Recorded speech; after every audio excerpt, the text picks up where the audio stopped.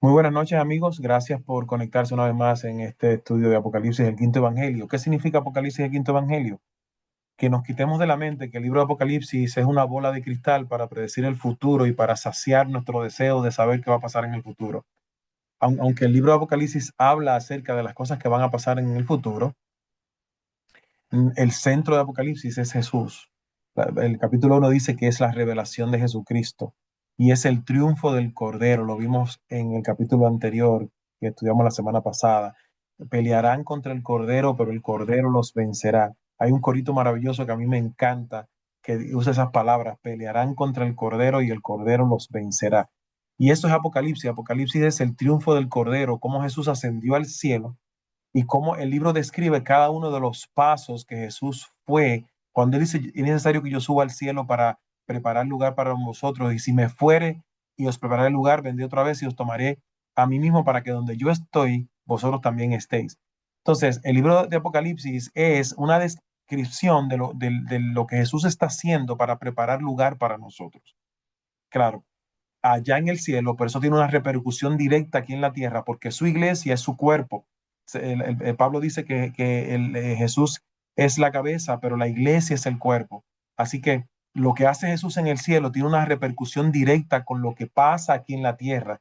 Y Apocalipsis está describiendo constantemente lo que pasa allá y lo que pasa acá. Ya estos últimos capítulos básicamente es el efecto que tuvo Jesús al entrar en el lugar santísimo. Ya lo vimos a través de este estudio. Tuvo un efecto en Babilonia, tuvo un efecto en su iglesia. Y en la noche de hoy vamos a estar hablando acerca precisamente de ese ejemplo, de ese efecto que tuvo en Babilonia. Así que esta es la segunda parte, sección 7. Si quieres enterarte de los otros capítulos, puedes ir a mi canal de YouTube, Break Bíblico, y allí ver todo lo demás que hemos hablado sobre esto. Apocalipsis capítulo 17, que lo vimos la vez anterior, hablamos acerca de la mujer ramera y la bestia. Dijimos que esa mujer se presenta como una ramera, que es una iglesia. Naturalmente sabemos que ramera en el libro de Apocalipsis, una mujer es una iglesia, pero una mujer ramera es que se mezcla con el Estado. Por eso esa ramera aparece como una ciudad y también como una ramera. La ciudad es la parte civil, la ramera es la parte espiritual.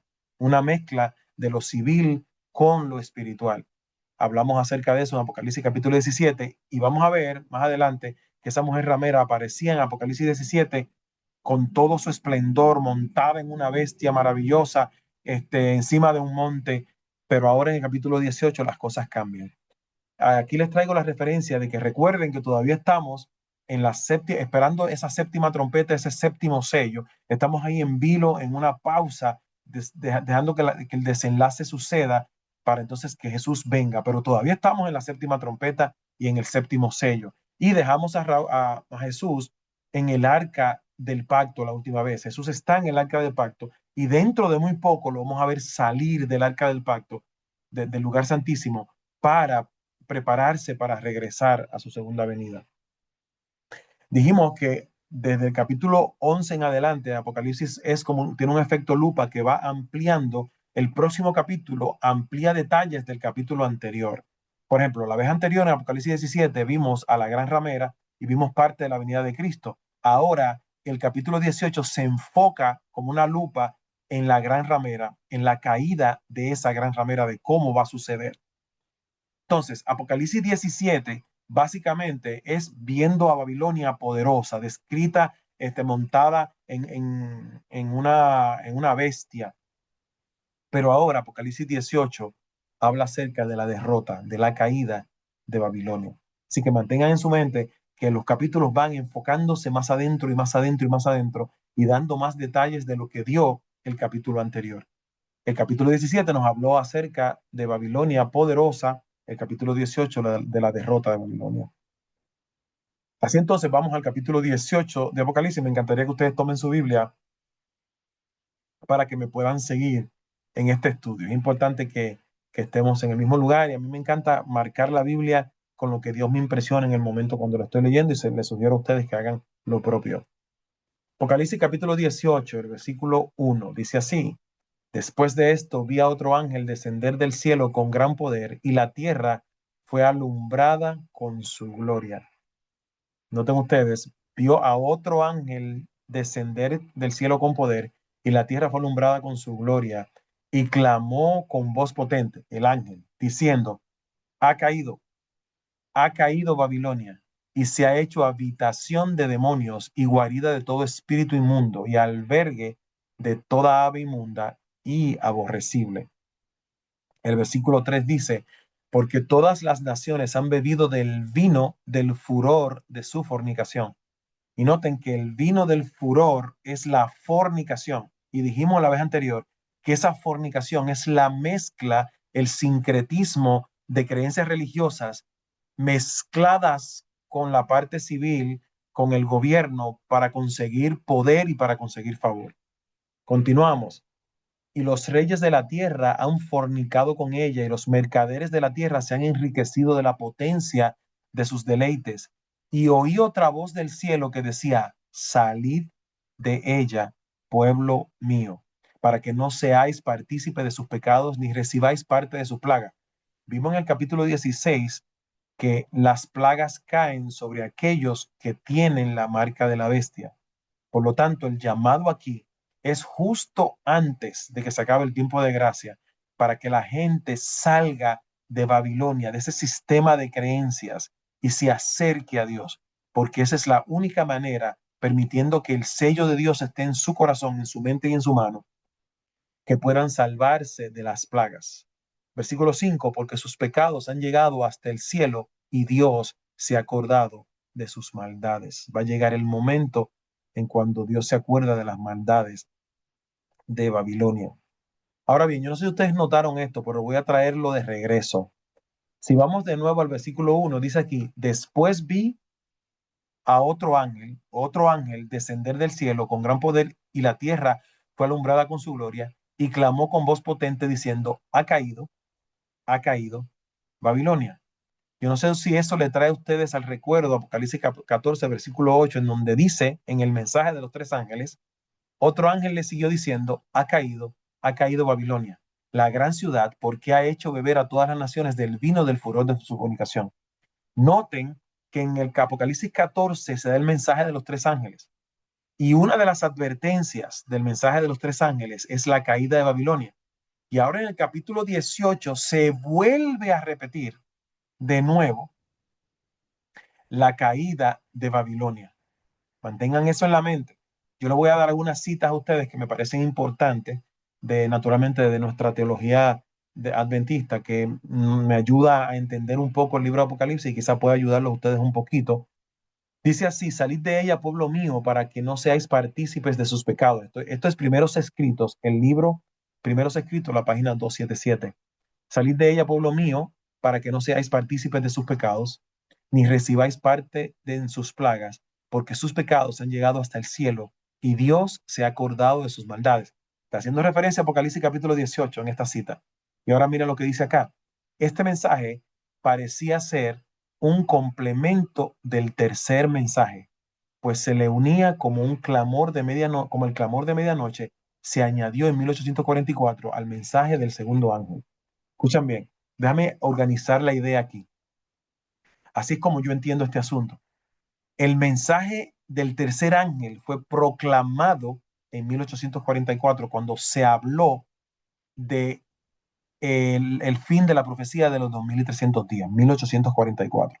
Esa es la proclamación del mensaje del tercer ángel. Y allí fue que se dio el clamor de medianoche. ¿Ok? O sea, el mensaje de los tres ángeles se comienza a predicar a partir de 1844. Ahora bien, Apocalipsis 18, yo te dije que a mí me encantaba Apocalipsis 18, porque Apocalipsis 18 habla de ti y de mí, porque nosotros nos formamos parte de ese movimiento poderoso que habló acerca de los cumplimientos proféticos en el siglo XIX. Nosotros no estuvimos allí. Ahora bien, Apocalipsis 18 dice que en nuestros tiempos, justo antes de la venida de Cristo, va a haber un grupo de personas que va a retomar el mensaje de los tres ángeles y lo va a volver a predicar con poder. Entonces, Apocalipsis 18 no es otra cosa que un complemento del mensaje de los tres ángeles de Apocalipsis 14. Técnicamente, Apocalipsis 18 lo que hace es volver a retomar el mensaje del evangelio eterno de los tres ángeles y lo vuelve a predicar. La diferencia es que esta predicación es con más poder que la predicación que se dio en el siglo XIX. Esta predicación tiene un impacto poderoso en todo el mundo. Apocalipsis 14, cuando hablábamos acerca del mensaje de los tres ángeles y hablamos acerca de ese mensaje que se dio a partir de 1844, dice lo siguiente, versículo 6, vi volar por en medio del cielo a otro ángel que tenía el evangelio eterno para predicarlo a los moradores de la tierra, a toda tribu, a toda nación, tribu, lengua y pueblo. Nota que el mensaje de los tres ángeles es la predicación del evangelio eterno. Como se predica el evangelio eterno, eso tiene como resultado entonces que se anuncie el juicio, la caída de Babilonia, el huir de la marca de la bestia, pero lo importante del mensaje de los tres ángeles es el evangelio eterno. Y es interesante porque yo les hablé a ustedes de esta cita anteriormente y me encanta, esta cita me fascina. Se encuentra, es de la Review and Herald, pero se encuentra en Eventos de los Últimos Días. Dice, varios me han escrito preguntándome si el mensaje de la justificación por la fe, y yo les di a ustedes esta cita cuando hablamos acerca de Apocalipsis 14, que el mensaje de la justificación por la fe es el mensaje del tercer ángel. Y he contestado, miren esto, es el mensaje del tercer ángel en verdad. Entonces, el mensaje de los tres ángeles es la predicación de nada más y nada menos que la justificación por la fe. La justificación por la fe es el mensaje del tercer ángel. Y tú dirás, ¿y qué cosa es justificación por la fe? Bueno, pudiéramos entonces, cuando terminemos Apocalipsis, centrarnos en el tema de la justificación por la fe. Y tú dices, César, pero ¿qué hay que aprender tanto de la justificación por la fe para que estudiemos eso? Déjame decirte que esa misma pregunta le hicieron a la señora White en sus tiempos. Y había gente que estaba preocupada y estaba como que ansiosa. Y le escribieron a ella y ella contesta de la siguiente manera. Ella dice, algunos de nuestros hermanos han expresado temores de que nos ocupemos demasiado en el tema de la justificación por la fe. La gente decía, pero ¿por qué tanto se habla de la justificación por la fe? ¿Por qué tanto se habla del amor de Dios? ¿Por qué tanto se habla del perdón de Dios? Ya en esos tiempos, te estoy hablando, esto probablemente fue alrededor de 1888, 1890, hace ya más de 100 años. Ya la gente estaba preocupada porque había gente que estaba hablando acerca del mensaje de la justificación por la fe, que no es otra cosa que Cristo venciendo y haciendo todo el trabajo para que tú seas salvo sin tus obras. Dice así, pero espero, estoy leyendo acá, pero espero y deseo que nadie se alarme innecesariamente, ya que no hay peligro al presentar esta doctrina tal como se expone en las Escrituras. Y ahora viene el problema, señores. Y es curioso que ese problema esté pasando hoy día todavía en la iglesia cristiana, no solamente en la iglesia adventista, en la iglesia cristiana. Mira esto. Si no hubiera habido negligencia en lo pasado en cuanto a la debida enseñanza del pueblo de Dios, no habría necesidad de llamar especialmente atención a esto. Hemos sido negligentes en hablarles a las personas de la justificación por la fe. Y esto está desde 1890. Y hoy día seguimos siendo negligentes en hablarle a las personas de la verdad de la salvación. Hay más en esta cita que se encuentra en Mensajes Selectos, tomo 1. Las preciosas y grandísimas promesas que nos son dadas en las Sagradas Escrituras se han perdido de vista en gran medida. El amor, la promesa de salvación, el poder de la cruz se ha perdido de vista. En 1890, todavía hoy se está perdiendo de vista, tal como el enemigo de toda justicia quería que fuera. Él ha proyectado su propia sombra oscura entre nosotros y nuestro Dios para que no veamos el verdadero carácter de Dios. Y yo le estoy diciendo esto, señores, a mí me encanta, mi tema principal de predicación es la justificación por la fe. Y yo no le puedo decir cuántas veces las personas me han dicho, sí, hablamos de que Dios es amor, pero también tienes que hablar de que Dios es fuego consumidor. ¿Cuántas veces yo he escuchado eso? Señores, si no fuera por la negligencia que nosotros cometemos en hablarle a las personas de estas verdades, quizá no fuera necesario que habláramos de ellas. Dice así, el Señor se ha presentado a sí mismo como misericordioso y piadoso. No me voy a cansar de decirle a las personas que Dios es un Dios perdonador. que Dios es un Dios amoroso. Dios se presenta a sí mismo. Nosotros los cristianos los queremos enfocar en que Dios es fuego consumidor, y eso es una mala interpretación. Aunque el libro de Hebreos dice que Dios es fuego consumidor, en otro momento le puedo hablar de qué significa eso. Pero hemos querido diluir el poder y el amor de Dios, tratando de que la gente tenga miedo con respecto a Él. Pero no nos olvidemos que el verdadero amor echa fuera el temor. El temor es un instrumento de Satanás, no debemos utilizarlo como un medio evangelístico. El Señor se ha presentado a sí mismo como misericordioso y piadoso, tardo para la ira y grande en misericordia y verdad.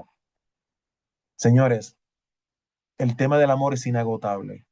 La misericordia de Dios es inagotable. Y el tema de la misericordia y el amor de Dios es el centro del tema de la justificación por la fe.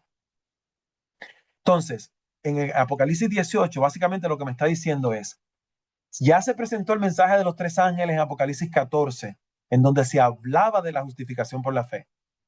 Nosotros entendemos que eso se comenzó a predicar cuando se habló del fin de los 2300 días en 1844. Ahora bien, para los tiempos finales, Apocalipsis 18 dice, el Espíritu Santo se va a derramar con tanto poder, lluvia tardía. Déjenme explicarles lo que es la lluvia. Yo que crecí en el campo, en República Dominicana, cuando nosotros sembrábamos habichuela o cualquier otro rubro, era importante que cuando sembrábamos lloviera. ¿Para qué? Para que el producto germinara, para que la cosecha germinara y comenzaran a salir los brotes. Eso es la lluvia temprana. En la agricultura necesitamos que llueva cuando el día que sembramos o los próximos días después que sembramos. Y tú lo sabes, cuando tú trasplantas una plantita, tú tienes que echarle mucha agua. Esa es la lluvia temprana. Ahora bien, para que el fruto madure y se ponga hermoso, es necesario que justo antes de la cosecha venga una lluvia que bendiga a esa cosecha. Esa es la lluvia tardía. Apocalipsis 18 nos dice que va a haber una lluvia tardía, una manifestación poderosa del Espíritu Santo sobre las personas. Y esa manifestación del Espíritu Santo, que la conocemos como lluvia tardía y que lo presenta en el Antiguo Testamento, creo que en el libro de Joel, hace que los cristianos tengan el deseo de lanzarse a las calles a predicar por testimonio el mensaje de que Dios es bueno, de que Dios es misericordioso, de que Dios perdona y de que todavía hay gracia para que la gente se arrepienta y que hay espacio para bendecir a las personas. Eso es el fuerte pregón. Volvemos a retomar el tema de la justificación por la fe, el tema de que Cristo viene pronto y de que el reino de Dios está cercano para ti. Y claro, ese tema va a provocar que la gente entienda que está cercano el juicio.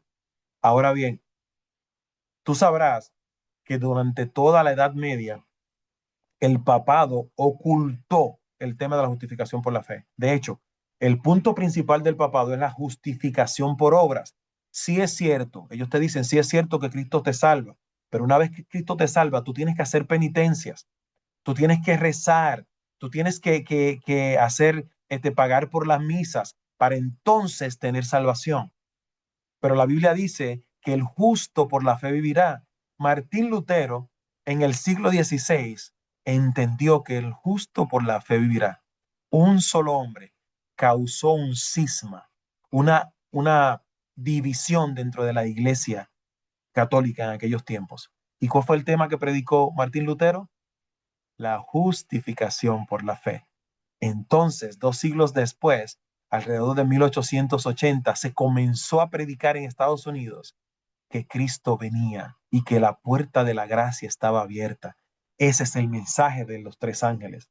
Y ahora en Apocalipsis 18, la Biblia te describe a ti y me describe a mí en los últimos tiempos, aprovechando la lluvia tardía, la manifestación del Espíritu Santo, yendo con el corazón en las manos a decirle a las personas que Dios todavía los ama. Ese es el fuerte pregón. Es volver a retomar el mensaje de los tres ángeles. Entonces, el mensaje de los tres ángeles y el fuerte pregón no es otra cosa que la justificación por la fe. Martín Lutero, como lo describe el conflicto de los siglos, como el lucero que se presentó, habló de justificación por la fe. Nuestros pioneros en 1840 comenzaron a hablar de justificación por la fe y nosotros retomaremos ese tema para hablarle a las personas acerca de la bondad de Dios. Fíjate que la palabra dice que nosotros somos nación santa, pueblo adquirido por Dios para contarle al mundo las bondades de aquel que nos llamó de las tinieblas a su luz admirable. Nosotros estamos aquí para hablar de las bondades de Dios. Dios es bueno, Dios es misericordioso. Entonces, ese llamado de salir de ella, pueblo mío, que está en Apocalipsis 18, no es otra cosa que la lluvia tardía y el fuerte pregón que tienen la intención de salvar la humanidad. Señores, los juicios de Dios no son para condenar a las personas. Sería incongruente decir eso, porque la palabra dice que Cristo vino a salvar. Dios no quiere que nadie se pierda. De tal manera amó Dios al mundo que ha dado a su Hijo unigénito para que todo aquel que en él crea no se pierda, mas tenga vida eterna. Dios quiere que todos procedan al arrepentimiento. No es que Dios está atrasado, sino que está dando tiempo para que todos sus hijos procedan al arrepentimiento. La lluvia tardía y el fuerte pregón tiene la intención de salvar la humanidad con el mensaje de salvación a través de la justificación por la fe. Y ese mensaje, más que contado con palabras, es vivido. Somos aquellos que vivimos el amor de Dios en nuestros corazones, que bendecimos a nuestros vecinos, que compartimos lo que tenemos, que ayudamos a los necesitados, que bendecimos a las viudas y a los huérfanos, que compartimos las bendiciones que Dios nos ha dado. Ese es el impacto que tiene una persona que sigue al Cordero por donde quiera que va. Los 144,000 que vendrán después de esto son personas que siguen al Cordero por donde quiera que va, porque tienen su carácter, su ley, su palabra escrita en su frente y en su mano, producto de que Dios la ingresó en su corazón según el libro de Hebreos. Entonces, Apocalipsis 18, seguimos leyendo en el versículo 6. Dad a ella como ella os ha dado, hablando de Babilonia, y pagadle doble según sus obras. En el cáliz en que ella preparó bebida, prepararle a ella el doble. ¿Cómo que vamos a hacer que Babilonia caiga? Predicando que la salvación no hay que pagarla, predicando que yo no tengo que trabajar mi salvación porque Jesús la trabajó por mí, que lo que yo tengo que hacer es ceder mi voluntad y permitir que el Espíritu haga en mí una transformación. No es que Dios quiere salvarte en tus pecados, Dios quiere salvarte de tus pecados. Ese es el trabajo del Espíritu. Cuando, versículo 7, cuando ella se ha glorificado y ha vivido en deleites, tanto dadle de tormento y llanto, porque dice en su corazón, ya estoy sentada como reina y no soy viuda y no veré llanto, dice Babilonia, versículo 8, por lo cual en un solo día vendrán sus plagas. Vimos las plagas en el capítulo 16, muerte, llanto y hambre, y será quemado con fuego, porque poderoso es Dios, el Señor, que la juzga. Sigo leyendo, versículo 9, y los reyes de la tierra que han fornicado con ella y con ella han vivido en deleites, ¿se dan cuenta? Una iglesia que se mezcló con los reyes, llorarán y harán lamentaciones sobre ella cuando vean el humo de su incendio, parándose lejos por el temor de su tormento, diciendo, ay de la gran ciudad, ciudad ramera, ciudad, la parte civil, ramera, la parte religiosa, ay de la gran ciudad Babilonia, la ciudad fuerte, porque en una hora vino su juicio. Versículo 11, y los mercaderes de la tierra lloran y hacen lamentaciones sobre ella, porque ninguno compra más sus mercaderías. Presten atención a esto. Juan está hablando en sus tiempos del efecto que va a tener la caída de Babilonia en el mundo, incluso en la economía mundial. Mercadería de oro, de plata, que eran las cosas normales que se mercadeaban en aquel tiempo, de piedras preciosas, de perlas, de lino fino, de púrpura, de seda, de escarlata, de toda madera olorosa, de todo objeto de marfil, de todo objeto de madera preciosa, de cobre, de hierro y de mármol. Pero ahora nota, esto es importante, y canela y especies aromáticas, incienso, mirra, olíbano, vino, aceite, flor de harina, trigo, bestias, ovejas, caballos y carros y esclavos, almas de hombres. O sea, nota que te está hablando de artículos que son normales en esa economía de aquel tiempo, pero de repente te inserta las almas de los hombres.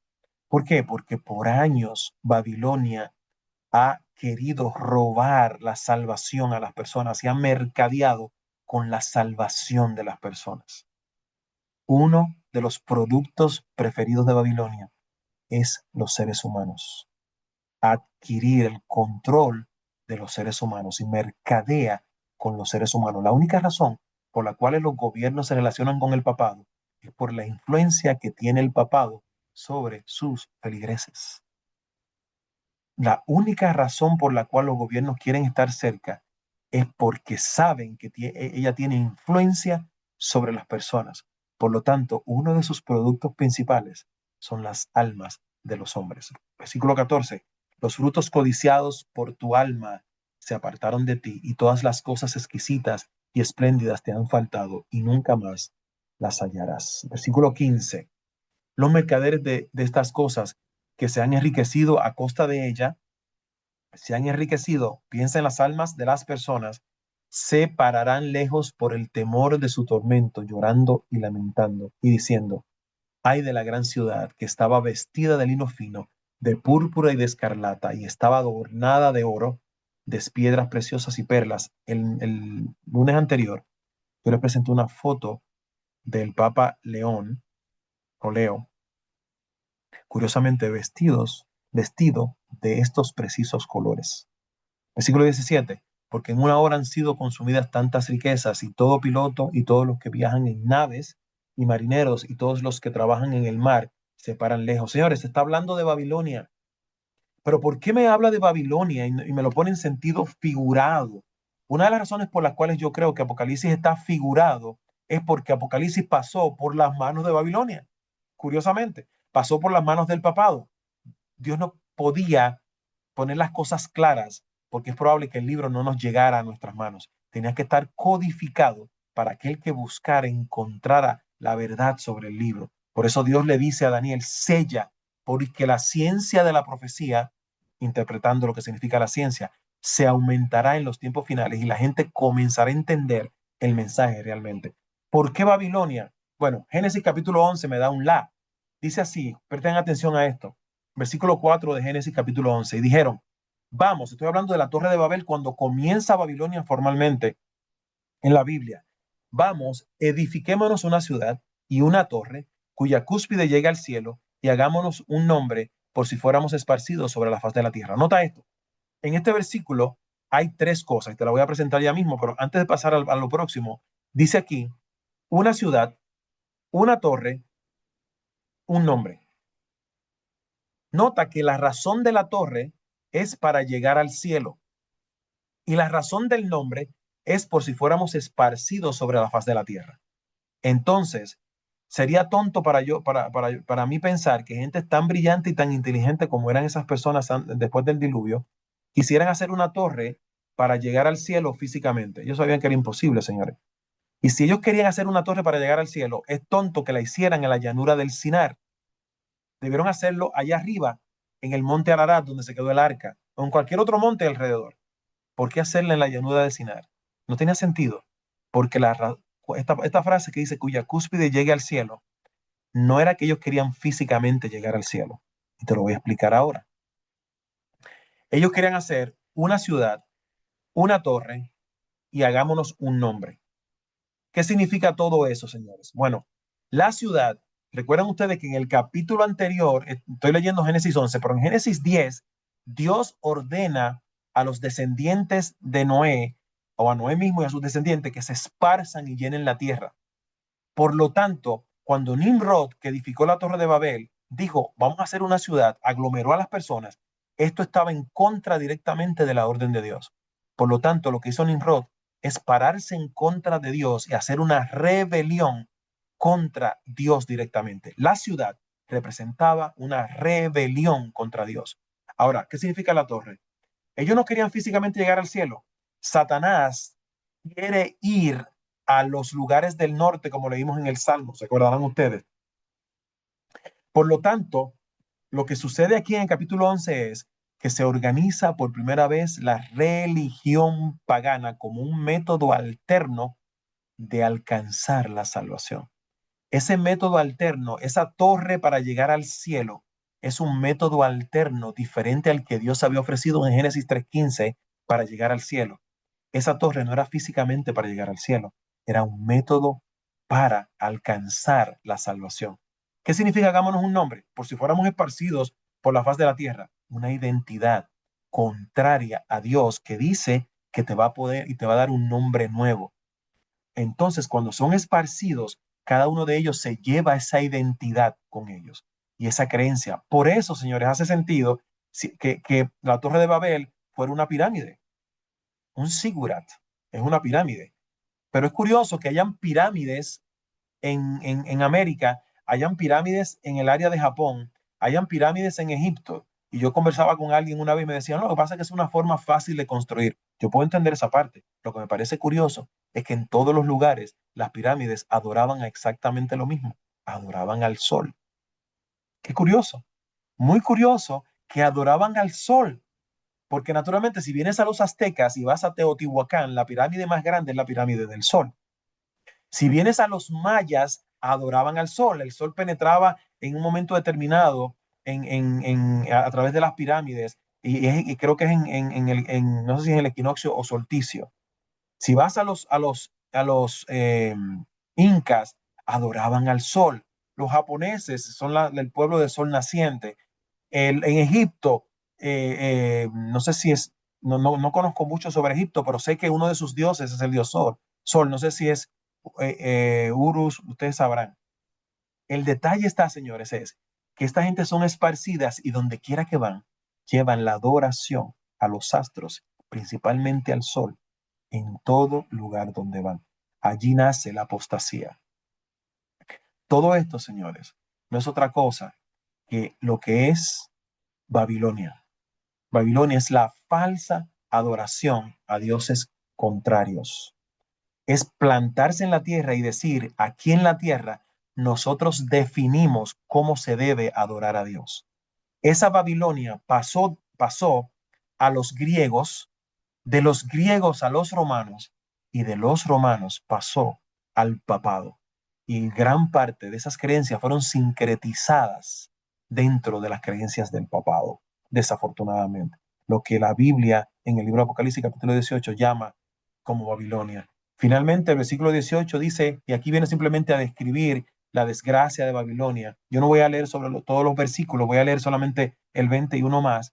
Dice, alégrate sobre ella, cielo, y vosotros santos, apóstoles y profetas, porque Dios ha hecho justicia con ella. Apocalipsis 18 nos dice que el Espíritu Santo se revela con poder en la lluvia tardía. El pueblo de Dios anuncia que Dios es bueno. Y ese anunciar la salvación gratuita causa de nuevo un terremoto, un cisma dentro del papado y hace que se desplomen las creencias fundamentales del papado y hace que la gente alrededor descubra la verdad y quiera acercarse a Dios. La intención del fuerte pregón no es decirle a la gente te vas a condenar, es decirle a la gente viene el juicio, pero hoy día la puerta está abierta. Versículo 21 dice, y un ángel poderoso tomó una piedra como una gran piedra de molino y la arrojó en el mar diciendo, con el mismo ímpetu será derribada Babilonia, la gran ciudad, y nunca más será hallada. Y voz de arpista y de músico, de flautista y de trompetero no se oirán más en ti, y ningún artífice de oficio alguno se hallará más en ti, ni ruido de molino se oirá más en ti. Versículo 23 y último 24, luz de lámpara no alumbrará más en ti, ni voz de esposo y de esposa se oirá más en ti, porque tus mercaderes eran los grandes de la tierra, pues por tus hechicerías fueron engañadas todas las naciones, y en ellas se halló la sangre de los profetas. Señores, por 1260 años, el papado persiguió y mató a través de cruzadas, a través de la Santa Inquisición a mucha gente. Versículo 24. Y en ella halló la sangre de los profetas y de los santos y de todos los que han sido muertos en la tierra. Apocalipsis 18 es glorioso y a mí es uno de los capítulos que más me encanta porque me siento identificado. Siento que mi nombre, tu nombre, está allí dentro de ese ángel con poder anuncia el mensaje de la justificación por la fe. Ese último mensaje que va a remover la frialdad de los corazones de las personas y va a llevar a la gente a entender que Dios es bueno. Bendito sea el nombre de Jesús. Jesús vino a revelar el carácter de Dios. Y el carácter de Dios es bondad. Dios quiere que todos procedan al arrepentimiento. Y es nuestro privilegio contarle a la humanidad la bendición que es servir a Cristo y saber que estamos seguros, salvos en Él, que el juicio ya está a nuestro favor porque Jesús es el juez y Él nos ha declarado justos para el día de la ira, como dice Pablo. Yo voy a terminar acá, voy a detener la grabación y vamos a ir a conversar un poquito más íntimamente.